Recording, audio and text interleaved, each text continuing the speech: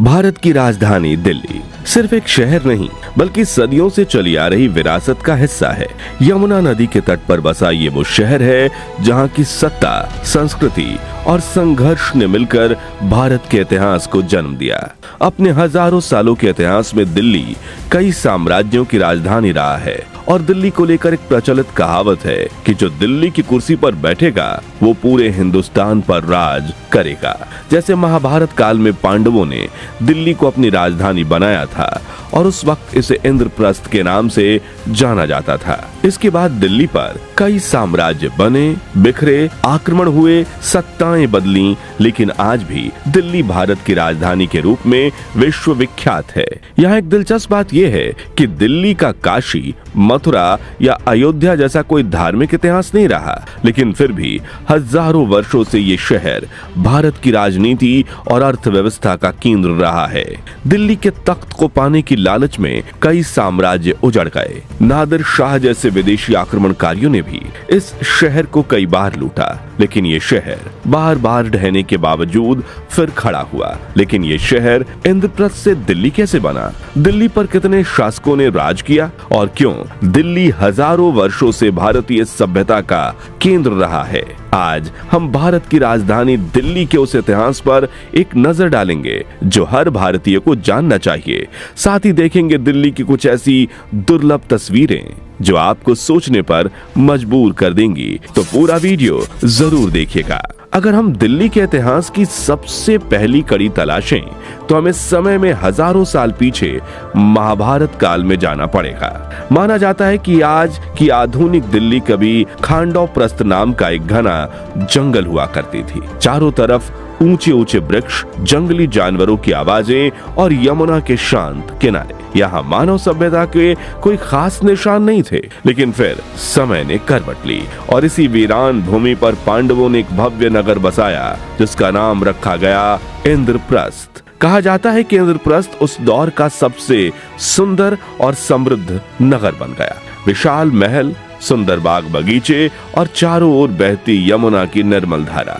ये शहर सिर्फ सत्ता का केंद्र नहीं बल्कि कला, संस्कृति और समृद्धि का प्रतीक भी बन गया था। महाभारत के वर्णनों में इंद्रप्रस्थ को इतना भव्य बताया गया है कि दूर दूर के राजा भी इसकी समृद्धि देखकर हैरान रह जाते थे। यही पांडवों ने अपना राज दरबार बसाया और यहीं से शुरू हुई इस महान गाथा महाभारत की कहानी, जिसने आगे चलकर कुरुक्षेत्र के युद्ध का रूप लिया। लेकिन यहाँ हैरानी की बात यह है कि महाभारत के विनाशकारी युद्ध के बाद इंद्रप्रस्थ की चमक धीरे धीरे फीकी पड़ने लगी थी। कई साम्राज्य बदले और इस महान नगर की यादें भी धूल में दबती चली गईं। लेकिन इंद्रप्रस्थ का नाम दिल्ली कैसे पड़ा? तो इतिहासकारों की माने तो दिल्ली का नाम राजा ढिल्लू से जुड़ा हुआ है, जिन्होंने 800 ईसा पूर्व से 3री शताब्दी ईसा पूर्व के आसपास दिल्ली क्षेत्र पर शासन किया था और उस वक्त इसे ढिल्ली का शहर कहा जाता था, जिसमें समय के साथ कुछ बदलाव हुए और ढिल्ली का बना दिल्ली। हालांकि दिल्ली के इतिहास की असली और ठोस शुरुआत हमें राजपूत काल में देखने को मिलती है। इतिहासकारों के अनुसार सन 736 ईस्वी के आसपास तोमर वंश ने सबसे पहले दिल्ली पर संगठित रूप से शासन किया। इस वंश के महान शासक अनंगपाल तोमर को ही आधुनिक दिल्ली का पहला वास्तविक संस्थापक माना जाता है। उन्होंने यहाँ एक विशाल दुर्ग बनवाया जिसे लाल कोट कहा गया। लाल पत्थरों और मजबूत दीवारों से बना ये किला उस समय की सैन्य शक्ति और शहरी बसावट का केंद्र था। धीरे धीरे इसके आसपास कारीगरों, व्यापारियों और सैनिकों की बस्तियां बसने लगीं और यहीं से दिल्ली का पहला व्यवस्थित शहर आकार लेने लगा। कहा जाता है कि अनंगपाल तोमर ही मध्य भारत के उदयगिरी से प्रसिद्ध लौह स्तंभ को दिल्ली लेकर आए थे, जो आज कुतुब मीनार परिसर में खड़ा है और उस दौर की धातु विज्ञान की अद्भुत मिसाल माना जाता है। लगभग 450 सालों तक तोमर वंश ने दिल्ली और आसपास के क्षेत्रों पर अपनी पकड़ बनाए रखी। फिर राजा अनंगपाल द्वितीय के ही पोते पृथ्वीराज चौहान 12वीं सदी के अंत में दिल्ली के शासक बने। उन्होंने लाल कोट को और मजबूत बनाकर उसके चारों ओर एक विशाल परकोटा तैयार करवाया, जिसे आगे चलकर किला राय पिथौरा के नाम से जाना गया। पृथ्वीराज चौहान को सिर्फ एक वीर योद्धा ही नहीं बल्कि दूरदर्शी शासक भी माना जाता है। उन्होंने विदेशी आक्रमणों के खतरों को समय रहते समझ लिया था और कई कई राजपूत राज्यों को एकजुट करने की कोशिश की। सन 1191 में तराइन के पहले युद्ध में पृथ्वीराज चौहान ने मोहम्मद गोरी को बुरी तरह परास्त कर दिया था, लेकिन राजपूती परंपरा के अनुसार उन्होंने पराजित शत्रु को जीवित छोड़ दिया, क्योंकि वे कभी निहत्थे और कमजोर व्यक्ति पर वार नहीं करते थे। लेकिन यही फैसला आगे चलकर भारी पड़ गया, क्योंकि अगले ही साल यानी 1192 में गोरी ने दोबारा हमला किया। इस बार कई राजपूत राजाओं का साथ पृथ्वीराज को नहीं मिल पाया और तराइन के दूसरे युद्ध में उन्हें हार का सामना करना पड़ा। इसी हार के साथ दिल्ली में एक नए युग की शुरुआत हुई। पृथ्वीराज चौहान को दिल्ली का अंतिम प्रमुख हिंदू शासक माना जाता है। उसके बाद दिल्ली की सत्ता धीरे धीरे मुस्लिम सल्तनतों के हाथ में चली गई। चलिए अब देखते हैं दिल्ली के तख्त के इस्लामिक दौर की कहानी। तो दोस्तों, मोहम्मद गौरी ने अपनी जीत के बाद दिल्ली की सत्ता अपने सेनापति और गुलाम कुतुबुद्दीन ऐबक को सौंप दी। सन 1206 में ऐबक ने खुद को दिल्ली का सुल्तान घोषित कर दिया और यहीं से दिल्ली सल्तनत की शुरुआत हुई। क्योंकि ऐबक मूल रूप से एक गुलाम रह चुका था, इसलिए उसके वंश को इतिहास में गुलाम वंश या स्लेव डायनेस्टी कहा जाता है। कुतुबुद्दीन ऐबक को एक उदार और दानवीर शासक माना जाता है। कहा जाता है कि वो अक्सर जरूरतमंदों में धन और वस्तुएं बांटता रहता था। इसी कारण उसे लाख बख्श यानी कि लाखों का दाता भी कहा गया है। ऐबक ने ही कुतुब मीनार के निर्माण की नींव रखी और अजमेर में 2.5 दिन का झोपड़ा जैसी ऐतिहासिक इमारतें भी बनवाई। हालांकि कुतुब मीनार का निर्माण कार्य बाद में उसके उत्तराधिकारी शमसुद्दीन इल्तुतमिश ने पूरा करवाया। इल्तुतमिश की सबसे बड़ी उपलब्धि मानी जाती है मंगोल शासक चंगेज खान को भारत की सीमा में प्रवेश करने से रोके रहना, जिसने 25% दुनिया को अपने कब्जे में ले लिया था। खैर, चंगेज खान की क्रूरता के बारे में डिटेल वीडियो आप डिस्क्रिप्शन में दी गई लिंक से देख सकते हो। फिलहाल दिल्ली सल्तनत की बात करें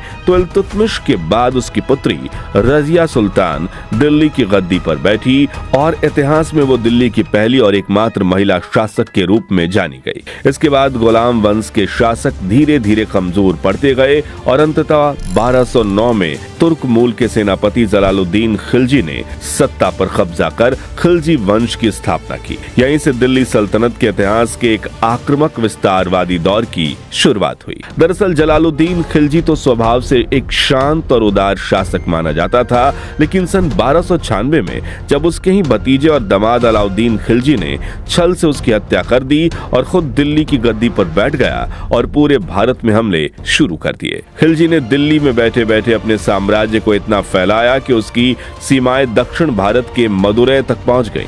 गुजरात, मालवा, रणथंभौर, चित्तौड़गढ़, मेवाड़, वारंगल और जालौर जैसी कई शक्तिशाली राज्यों को उसने युद्ध और चालाक कूटनीति से अपने अधीन कर लिया। कहा जाता है कि उसका स्पाई नेटवर्क इतना मजबूत था कि दिल्ली की गलियों में कोई फुसफुसाहट भी होती तो खबर सीधे सुल्तान तक पहुंच जाती थी। दिल्ली की अर्थव्यवस्था को मजबूत करने के लिए अलाउद्दीन ने मार्केट कंट्रोल सिस्टम लागू किया, जिसमें अनाज, कपड़ा, घोड़े और हथियारों तक की कीमतें खुद सुल्तान तय करता था। यह व्यवस्था इतनी सख्त थी कि व्यापारी अगर एक पैसा भी ज्यादा लेते पकड़े जाते तो उन्हें सार्वजनिक रूप से कठोर सजा दी जाती थी। उसके दरबार में और निजी जीवन से जुड़ी कई सनसनीखेज बातें भी इतिहास में मिलती हैं।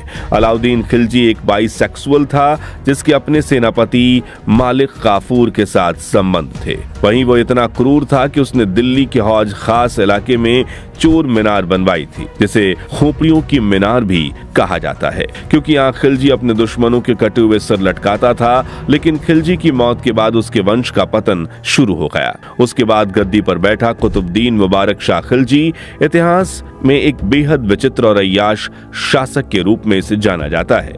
कहा जाता है कि वो कभी कभी नशे की हालत में महल में बिना कपड़ों के घूमता और अपने दरबारियों को भी उसी तरह व्यवहार करने के लिए मजबूर करता था। यहाँ तक कि वो महिलाओं के कपड़े पहनकर दरबार लगाने की सनक के लिए भी बदनाम रहा। आखिरकार सन 1320 में उसके ही वजीर खुसरो खान ने साजिश रचकर उसकी हत्या कर दी। इसी के साथ खिलजी वंश का अंत हुआ और इस बार तख्त पर बैठा एक ऐसा शासक जिसके फैसलों ने दिल्ली ही नहीं पूरे भारत के इतिहास को हिलाकर रख दिया। जी हां, ये दौर था तुगलक वंश का और दिल्ली तख्त पर बैठ गए गियासुद्दीन तुगलक। इस राजवंश के शासकों ने शहर में कई निर्माण कार्य कराए, प्रशासनिक सुधार किए और नीतियां लागू की, लेकिन उनकी सबसे बड़ी कमजोरी ये रही कि वे विदेशी आक्रमणों को रोकने में उतने सफल नहीं रहे जितने उनसे पहले के शासक थे।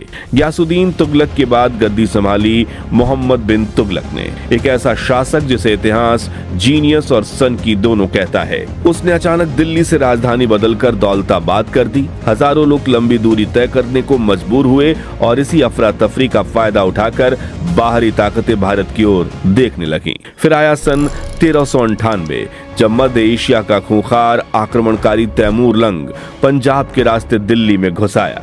सिर्फ कुछ ही दिनों में शहर में ऐसा कहर टूटा कि गलियां लाशों से भर गई, बाजार लूट लिए गए और महलों से लेकर झोपड़ियों तक सब तबाह हो गए।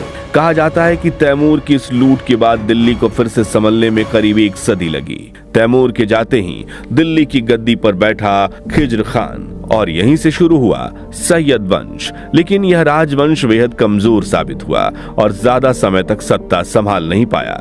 इसके बाद सत्ता आई लोदी वंश के हाथों में। बहलोल लोदी और फिर सिकंदर लोदी ने दिल्ली को व्यापार और साहित्य का केंद्र बनाया। यहाँ तक कि आगरा शहर की नींव भी इसी दौर में पड़ी। लेकिन लोदी वंश का अंतिम शासक इब्राहिम लोदी अपने शक और क्रूर फैसलों के लिए बदनाम हुआ। दरबार में बढ़ते असंतोष ने उसके ही सरदारों को उसके खिलाफ कर दिया और यही वो मौका था जिसका इंतजार कर रहा था काबुल का शासक बाबर। सन 1526 में पानीपत के मैदान में बाबर और इब्राहिम लोदी की सेनाएं आमने सामने हुई। तोपों और नई युद्ध नीति के दम पर बाबर ने यह निर्णायक युद्ध जीत लिया और यहीं से भारत में मुगल साम्राज्य की शुरुआत हो गई। सन 1540 दिल्ली की सत्ता एक बार फिर करवट लेती है और शुरू होती है सूरी वंश का दौर। शेर शाह सूरी, जो कभी बाबर की सेना में एक साधारण सैनिक माना जाता था, अपनी सूझबूझ और युद्ध कौशल के दम पर इतना शक्तिशाली बन गया कि उसने मुगल सम्राट हुमायूं को पराजित कर दिल्ली की गद्दी पर कब्जा कर लिया। उन्होंने ही दिल्ली में ग्रैंड ट्रंक रोड जैसे ऐतिहासिक सड़क को व्यवस्थित कराया, सराय और डाक व्यवस्था को मजबूत किया और रुपए को भारतीय मुद्रा बनाने वाले भी वही थे। मगर 1556 में पानीपत के दूसरे युद्ध के बाद मुगल सत्ता एक बार फिर दिल्ली में स्थापित हो गई।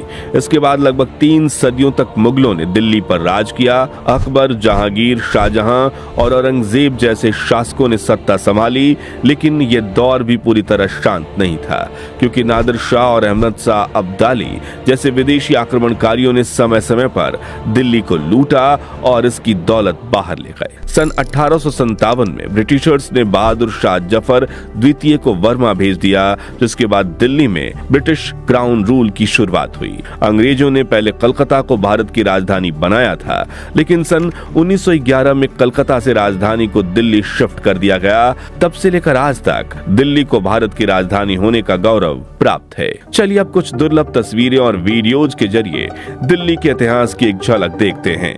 सन 1938 में British filmmaker Jack Cardiff Bharat आए और उन्होंने उस दौर के दिल्ली को अपने कैमरे में कैद किया था। जैसे कि ये है दिल्ली का वो प्रसिद्ध लौह स्तंभ जो पिछले 1600 वर्षों से खड़ा है, लेकिन इसमें जरा भी कट नहीं लगी। यह है दिल्ली का मशहूर कुतुब मीनार। यहाँ आप दिल्ली की मशहूर जामा मस्जिद की एक झलक देख रहे हैं, जहाँ लोग मस्जिद के बाहर बैठकर अपने हाथ और मुंह धो रहे हैं, क्योंकि इस रिचुअल को परफॉर्म किए बिना मस्जिद में कदम नहीं रखा जा सकता। यहाँ उस दौर में भी 20,000 मुस्लिम एक साथ इकट्ठा होते थे और नमाज अदा करते थे। इस फुटेज में अलग अलग रंगों की साड़ियां पहने ये महिलाएं दिल्ली के पैलेस में एकत्रित हुई हैं। वहीं आप यहाँ दिल्ली का पुराना संसद भवन देख रहे हैं, जो ब्रिटिश वास्तुकार सर एडविन लुटियंस और हर्बर्ट बेकर द्वारा डिजाइन की गई 105 साल पुरानी एक ऐतिहासिक गोलाकार इमारत है, जिसका निर्माण सन 1921 में हुआ था और आजादी के बाद 2023 तक इसी संसद भवन से देश की सरकार चली थी। सन 1858 में दिल्ली का कश्मीरी गेट कुछ ऐसा दिखता था, जैसे सन 1835 में मुगल सल्तनत ने बनवाया था और ये मुगलों के शहर शाहजहांबाद में जाने का उत्तरी गेट था। वहीं उस दौर में लाल किले के पास यमुना नदी में कुछ इस तरह छोटी छोटी नाव चलती थीं और यमुना नदी से लाल किले का नजारा कुछ इस तरह दिखता था। दोस्तों, शायद आप ये नहीं जानते होंगे कि पुरानी दिल्ली में एक समय पर ऊंट गाड़ी का बहुत प्रचलन था, लेकिन आज भीड़ भाड़ से भरा दिल्ली का चांदनी चौक सन 1858 में कुछ ऐसा सुनसान दिखता था और अब आप स्क्रीन पर सन 1910 में खींची गई लाल किले और जामा मस्जिद की तस्वीरें देख रहे हैं। सन 1940 में दिल्ली में बिरला मंदिर काफी मशहूर हुआ। वहीं मित्रों साल 1908 से 1963 तक पुरानी दिल्ली की सड़कों पर ट्राम भी चलती थी, जिसकी दुर्लभ तस्वीर आप स्क्रीन पर देख सकते हैं। जबकि ये चांदनी चौक का टाउन हॉल और क्लॉक टावर है और आप यहाँ दिल्ली में लगने वाले दरबार की एक झलक देख सकते हैं। ये है दिल्ली के मुगल शासनकाल की नींव रखने वाले बाबर और हुमायूं का मकबरा, जिसकी तस्वीरें 1890 में खींची गई। और आखिर में इस ऐतिहासिक तस्वीर में आप देख सकते हैं सन 1949 की वो बैठकें जिसमें आजाद भारत के गवर्नर्स पहली बार इकट्ठा हुए थे। तो दोस्तों, क्या भारत की राजधानी दिल्ली के इतिहास के साथ आपकी कोई याद जुड़ी हुई है, और अगर हाँ तो कौन सी? और अगले वीडियो में आप भारत के कौन से शहर के इतिहास से रूबरू होना चाहेंगे, कमेंट्स में बताइए। ये वीडियो अच्छा लगा हो तो इसे लाइक और शेयर करके 21,000 लाइक्स जरूर करवा दीजिए और ऐसी दिलचस्प वीडियोस के लिए हमारे चैनल को सब्सक्राइब करके पास वाली घंटी जरूर बजा दीजिए। जय हिंद, जय भारत।